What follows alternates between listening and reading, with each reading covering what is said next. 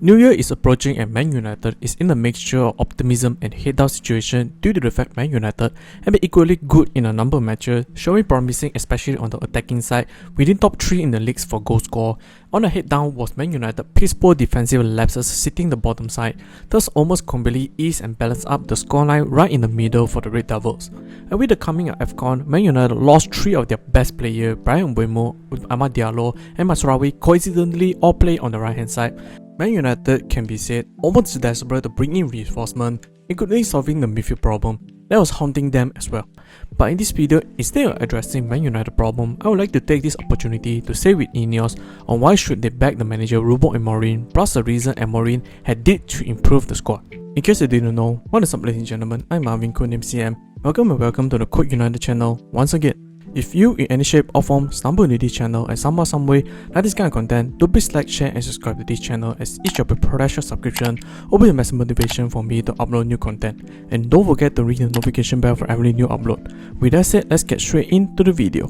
First one, Ruben Amorim, ruthless and directness, addressing the locker room issue, aka getting rid most of the bomb squad. Man United bomb squad consists of Alejandro Garnacho, Marcus Rashford, Anthony, Jadon Sancho and Tyrell Malacia, whom Ruben Amorim had made it clear that all of them do not have the future in the club and publicly addressed they should seek for a new club. As apart from Malacia, all of them were either loaned or sold to other clubs, like Rashford loaned to Barcelona, Sancho loaned to Aston Villa, Garnacho sold to London rival Chelsea and Anthony was sold to Real Betis.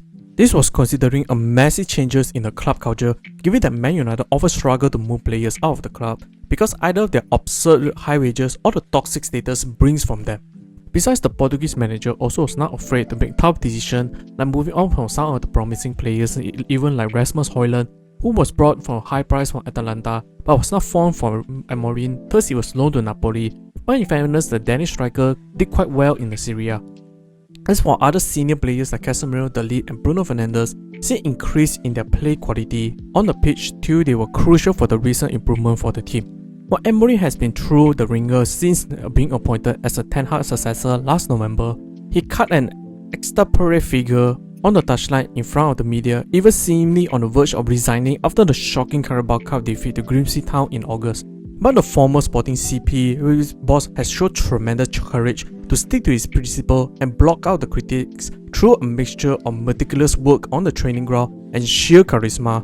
Amorim had gradually been able to get his players to understand philosophy and run through walls from him. While United is not a finished article yet, but Amorim had instilled a resilient streak in the dressing room that ensured the players no longer letting their heads drop. I think we are improving in the bad moments, we can respond a different way and we felt that we can solve anything, he added after the Brighton game. Coming to what Amorim had changes in this season, definitely is the offensive side for Man United, whom last season has been horrific. The introduction of trio Mbeumo, Sesko and Cunha has been exciting, but there was widespread concern for Amad Diallo's future after Man United's summer capture of Bryan Mbeumo from Brighton, as Amad was the second best player in the last season behind only Bruno Fernandes and delivered a host of memorable moments from the right flank, most notably his late winner against Man City and a hat-trick against Southampton. While Mbeumo meanwhile arrived on the back of 20-goal season in the same role Brentford, and it was difficult to see how Amorim could fit the Cameroonian and the Amad into the same starting 11. While some early teething problem came as no surprise, but under Amorim's smart coaching and allowing the licensed position switching between them, they have steadily built a little partnership that has been a driving force behind the United's upturn in form, as Amad had embraced a new wingback role with Mbeumo ahead of him in the number 10 slot within the Amorim 3-4-3 system. That led trying though at Doverto perfectly, particularly against Liverpool, when Amad set his new colleague through a score to the opening goal with just within 2 minutes with a superb outside of the foot pass. But at beginning, because he was the new player, we were trying to understand each other, Amad told the United official media channel after the 2-1 victory, but now we find a solution. When he goes to the right wing back spot, I go as number 10, and when he's played as a number 10, I stay as a right wing back. So I think we have a very good relationship even outside of the pitch. This is also very important. That natural rapport shines through in their body language, and if one of them does not find a breakthrough in the final third, the other will. But Amad's number has been reduced because he's now to do more works in the defensively, but that's more price to pay facilitating Mbeumo's shifting integration. But the former Brentford ace was as fast emerging as best value signing in the Premier League with 6 goal contribution in his first 10, including a brilliant brace against Brighton. but Mbeumo and Ahmad were expected to head off to Africa Cup of Nations, which runs from December 12 to January 18, whereby it will be a heavy task for Amorim to showcase his adaptation in such situation. On the next one, Man United long enjoyed some of the best goalkeepers in the world, but not so much in recent time with the disastrous of Onana and Bayindir.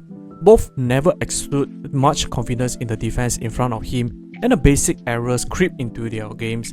Amorim was clearly sick of the sight of both of them or even Onana by the end of last season, and began this one with the Turkish shot-stopper Bayindir between the stick instead before shipping Onana off to Turkey on loan. But the Red Devils' early struggles in the current campaign can largely put down to an uncertainty of goalkeeping position too, with Bayindir also falling short of the required standard.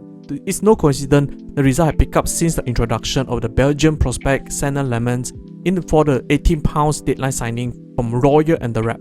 The 23-year-old has long billed as a Thibaut Courtois heir in his homeland, and United faithful are buying into the potential. After his first 3 games, Lemans put in a near flawless display as he kept a clean sheet on his debut against Sunderland. However, maybe they said, "We are Man United, we don't do clean sheet here." Man United went conceding goals like no other, and he did some of the more vital saves like keeping Alexander Isak and Mente at the bay in the wins over Liverpool and Brighton. Respectively, credit to Amorim and the team for recognizing such a gem of a young goalkeeper able to be calm despite playing in one of the most pressured environments. Next one is the Manu situation, where involving his brother free Manu shirt causing a massive drama within. But Amorim keeps his stand. If Manu was good enough, he will be getting his opportunity. This was a positive standpoint for Amorim action, as in a model or entitlement period, a lot of academy players seems grew increasingly in their ego, and it did not go on their way, or they may or may not use a certain way like social media alignment their status and forcing their way out. This goes the same with Manu case, who profile and playstyle stagnated with Amorim's vision, thus did not sit eye to eye, but to think he deserved to play because he was for academy was not the case. Right now, many of us start to think Manu will be given a green light to leave Man United on a permanent basis. So going on in the future, Amorim display he was more than capable shipping up the whole club, either player managing, getting rid of toxic or underperforming players with a combination of INEOS' new policy of players living up to the performance expectation. As per right now, Amorim generally transfer including Semenyo, whom likely to be a new target for the left wing-back position, in which Amorim had addressed wanted to have an Ahmad profile on the left, and the midfield position where both former Premier League footballers like Conor Gallagher and Ruben Neves was on the name list. However, midfield was more of a short-term reinforcement than going all in like a summer window where Man United looking into. But Amorim will definitely need more backings given that he is showing his willingness to get his hand dirty, direct and even confronting at times.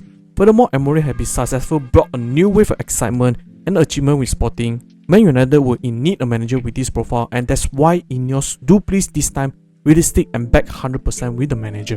That's the end of the video. What do you guys think? Do you see Amorim, if backing by INEOS or Glazer, you name them, will bring Man United into new heights or new lights, or do you think there is otherwise?